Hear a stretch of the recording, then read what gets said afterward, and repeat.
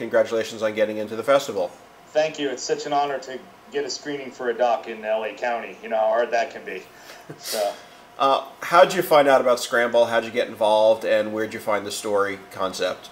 Yeah, well, I've been lucky enough to work in the periphery of rock and roll, especially in the touring bands, for many years. And I worked with a band, Leftover Salmon, and we had done a festival in '97 where this guy showed up and asked if he could paint on stage. And we all looked at each other like kind of a weird request, but sure, why not? Because Leftover was very open to doing wacky, crazy stuff to bring. We learned from the Grateful Dead that it's more than just a concert in that crew. And so we let him go on stage, and he went for it. And the energy and this image he made, we were all blown away by it back then.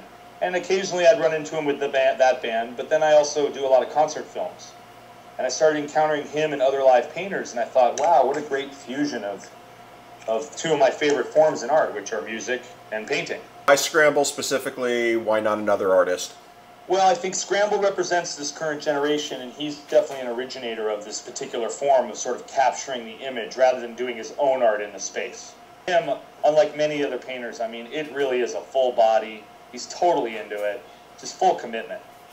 And he also allowed me to get into his world for a year, so that was helpful also. That's how long you shot for? I started this film with some initial shooting in the end of '09 down here in Orlando, Florida, where I am right now. And we continued. We had about a 6-month break, and then we got back to it. It was really about a 2-year process fully. Did you have an idea of what the story was going to be when you started, or did you find the storyline within it? Well, you know, I've worked both in the narrative and the documentary world, and some documentary filmmakers I work with have a very strict script to try to follow. I like to write my films in the edit room. I had some broad strokes. I knew I wanted to show his style, but I also, in my mind and my heart, I knew that I needed to have a little bigger message.